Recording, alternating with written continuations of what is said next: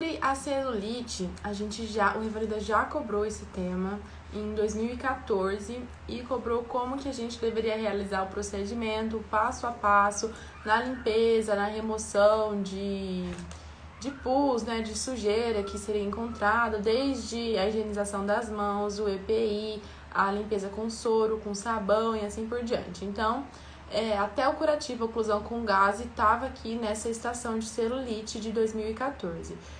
O Revalida gosta, né, de cobrar uns temas que já foram cobrados, então não custa nada a gente revisar. Tanto a celulite quanto a erisipela que nunca caiu. A principal diferença entre as duas, para você olhar e falar isso daqui é erisipela, isso daqui é celulite, é que a erisipela ela é bem demarcada, né? Ela tem seus bordes, seus limites bem definidos. Enquanto a celulite você meio que não consegue ver onde ela acaba exatamente, onde ela começou exatamente. Então, essa vai ser a principal diferença clínica entre as duas. Quando você olhar, você vai saber que é uma erisipela porque as bordas delas são bem definidas, tá?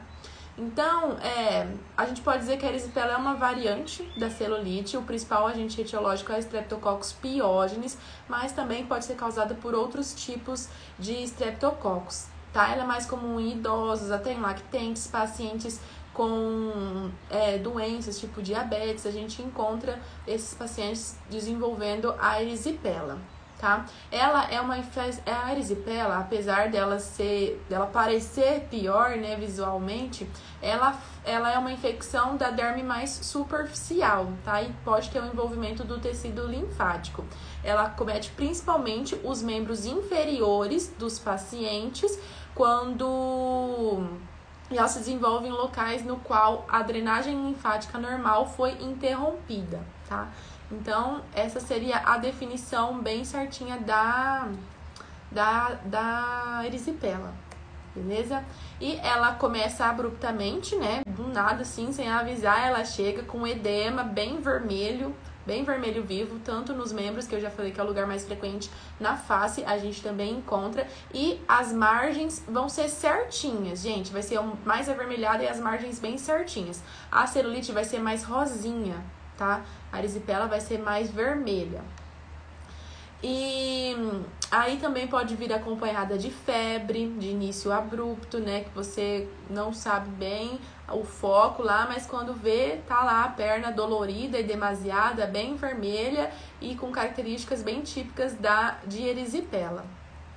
E aqui também a pessoa pode apresentar uma pele, lá a pele que foi acometida, em aspecto de casca de laranja, pelo comprometimento linfático, tá? Então, a pele fica meio assim, parecida com uma casquinha de laranja mesmo. Enquanto a celulite, ela é uma infecção mais profunda da derme e do subcutâneo, ela também acomete, e ela é mais comumente causada pelo Streptopyogenes e o Streptococcus aureus, tá? Também tem outras bactérias que pode causar ela, mas essas aí são os mais frequentes. Aqui, a celulite, ela vai ser caracterizada também por um período prodrômico, né, com febre, com mal-estar geral, e aí vai surgir a dor e esse eritema mais rosinha, né, e mal delimitado, com calor local, né, bem dolorida mesmo. Então, a principal diferença entre os dois vai ser a cor e as margens. A erisipela vai ter as margens bem definidas, a celulite não. A erisipela vai ser bem vermelhona, a celulite vai ser um rosinha clarinho, tá? Na celulite, nos casos mais graves, os pacientes podem se apresentar com vesículas, com bolhas, até com necrose, tá? Com envolvimento do linfonodo regional, com linfangite, então ela pode se apresentar. Ela tem uma tendência de apresentação em casos mais graves em determinados pacientes, principalmente naqueles com algum grau de imunossupressão. E seria esses os pontos mais importantes que eu gostaria de falar antes de iniciar a estação. Aí a gente tem que ver a necessidade, né, do tratamento em casa, tem que ver se o paciente está muito cotoxêmico, né, como que tá o grau da infecção dele, e aí a gente vê se o tratamento vai ser a nível hospitalar ou lá na UPA, ou tratamento em casa, né, se for um quadro leve, assim, não tem necessidade de a gente internar. Então, a gente tem que ver de cada paciente, né? Como que tá cada paciente. Então, gente, o tratamento da erisipela nos casos leves pode ser com ciprofloxacina, 500mg cada 12 horas via oral, ou com eritromicina, também 500mg cada 6 horas, tá? Se for uma erisipela bolhosa, a gente trata com penicilina G procaína, 600.000 unidades internacional intravenosa cada 12 horas por 14 dias, se for uma bolhosa. Nos casos graves, a gente trata com penicilina cristalina, 1 a 2 milhões de unidades internacional cada 4 horas por 14 dias, intravenosa. E se for um caso de recorrência, né, aquele paciente está apresentando muitos casos de erisipela, aí a gente pode fazer o tratamento profilático, que é realizado com a penicilina benzatina, 1.200.000 unidades internacionais, via intramuscular, 1 vez por semana por 4 semanas, tá? Assim seria a profilaxia para os casos de recorrência da erisipela. Nos casos de celulite, se for uma celulite leve, é com cefalexina, 500mg. Se for casos graves, com oxacilina, tá? Também pode ser associada à penicilina. Os principais fatores de risco para desenvolver vai ser um paciente diabético, né? Um paciente com HIV, pacientes que utilizam drogas intravenosas. Então, a gente também tem que ver aí o perfil do paciente e avaliar a gravidade daquele paciente. Tá? Então, o principal ponto aqui pra gente fechar o checklist é conseguir definir o local de tratamento do paciente, né? É o ponto-chave aqui, a gente saber se vai tratar em casa ou vai tratar a nível hospitalar, tá? O tratamento no hospital, com certeza, se for um imunossuprimido, se tem uma comorbidade prévia importante, ou se tem sinais de toxemia, tá? Se o paciente está muito prostrado, com uma febre muito alta, tá meio hipotenso, tá muito toxêmico, aí você interna. Então, você tem que avaliar, né? Se for uma erisipela, uma celulite bolhosa, você interna também, que é sinal de gravidade, tá? Então, você vê, assim, você tem que saber fazer essa diferença, saber distinguir, porque é aí que vai... aí que você pode perder ponto, né? Se for uma que você tem que internar e você fazer o tratamento ambulatorial, você vai dar o antibiótico via oral, então você vai errar todo o resto. Então, tem que ter bem certinho a definição do local de tratamento.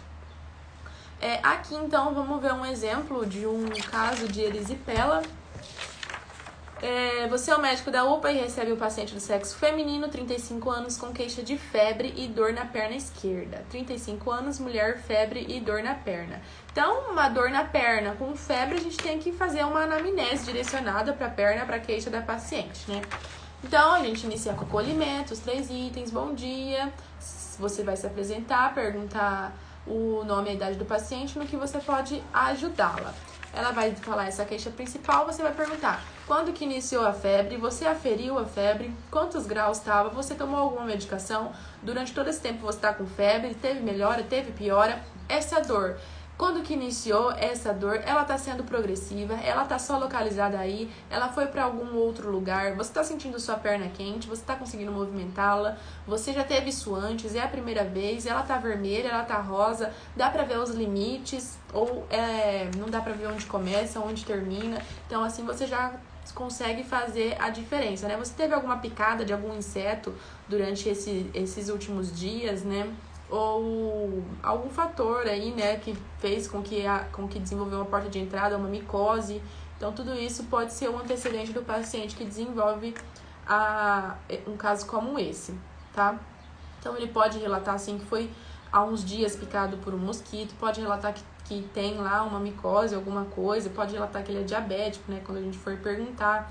E aqui a gente tem que fazer o diagnóstico diferencial com a celulite, erisipela com a celulite principalmente, e também com uma trombose venosa profunda, né? Porque é um paciente com dor na perna, então a gente tem que ver se é uma trombose venosa profunda, é uma erisipela ou é uma celulite. Então, seriam os principais diagnósticos diferenciais e os primeiros que a gente pensaria no início da nossa estação.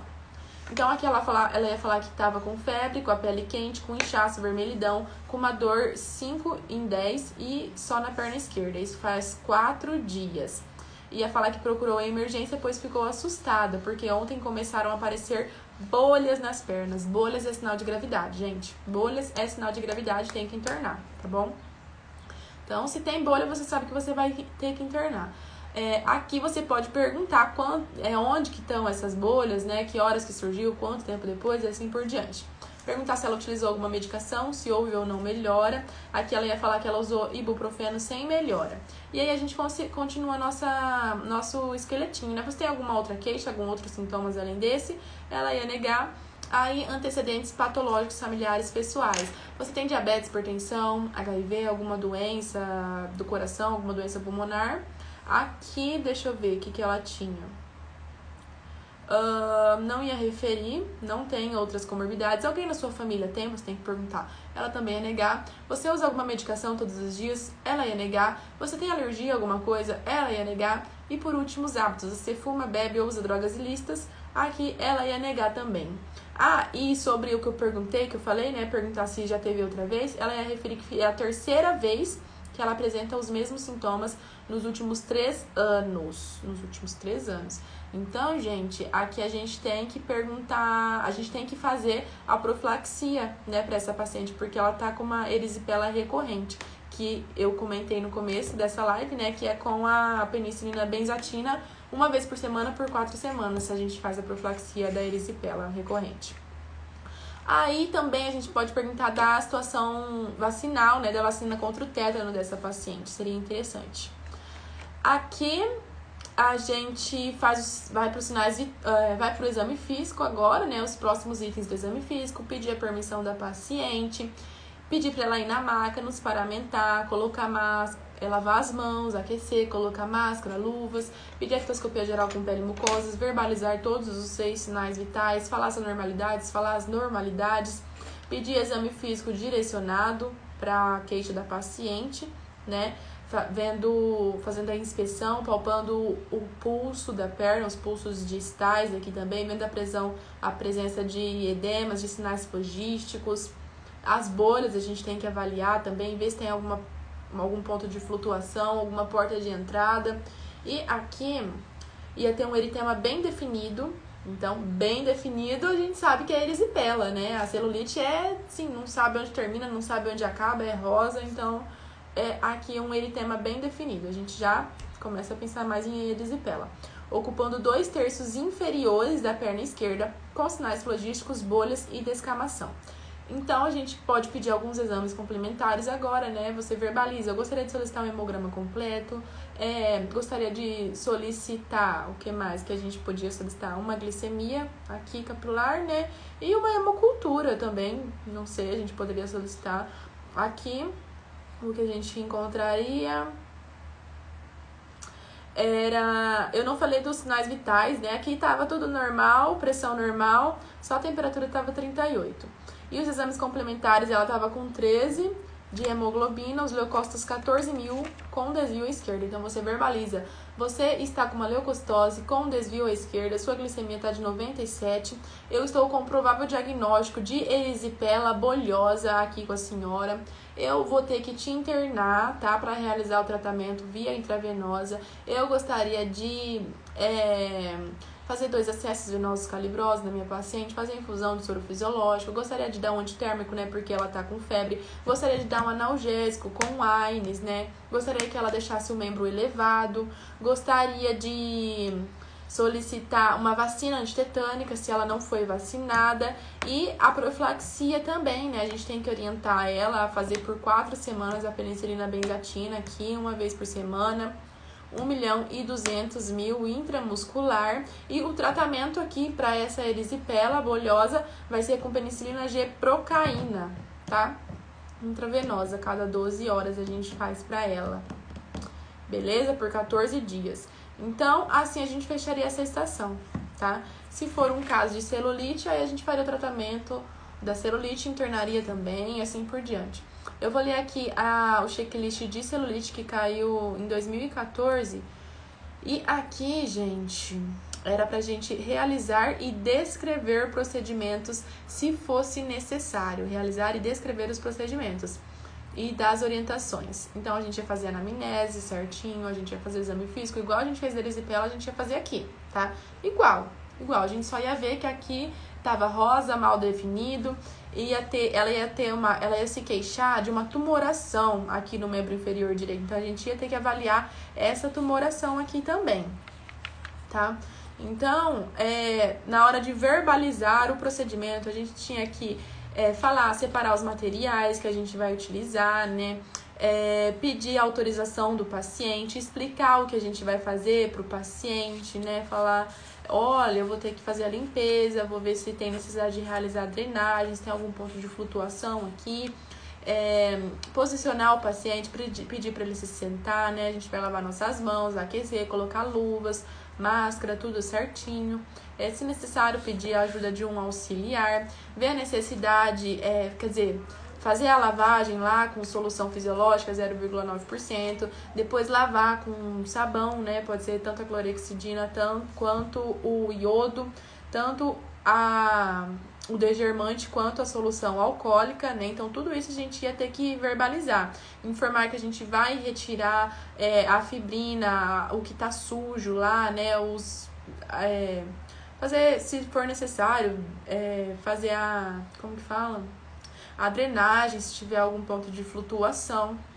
Então, tudo isso a gente ia ter que ir verbalizando e tudo isso tinha aqui no exame físico, tá? Então, olha, solicita a higienização das mãos com EPI adequadamente, informa a realização de limpeza com soro fisiológico, informa a realização de lavagem com antisséptico e sabão, ou clorexidina ou PVPI, informa a remoção da fibrina e sujidades no momento da limpeza, informa a realização de retiradas do sabão com soro fisiológico, informa a realização de oclusão com gaze seca e esparadrapo. Então, até isso você tinha que falar, né? Não pode esquecer, deixar lá tudo sem limpar, né?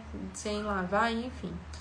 Aí, em relação à prescrição, quer dizer, prescreve antibiótico adequado, por exemplo, uma cefalexina oral, ou outra cefalosporina de primeira geração, como segunda opção eritromicina oral, orienta a realização de curativo diário, orienta a aplicação de compressas mornas, prescreve vacina antitetânica, olha só, também tinha sobre a vacina aqui, informa sobre a evolução do quadro, flutuação, drenagem purulenta, piora do quadro febril, linfadenite, pelo menos 2 você tinha que citar.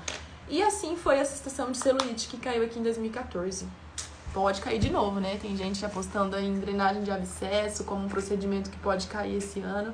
Então, bora ficar atento, bora dar uma revisada nesses procedimentos e bora acertar esses diagnósticos e esses procedimentos se caírem, né? Então é isso, gente. Fiquem com Deus. Até a próxima. Eu vou deixar postada e tchau!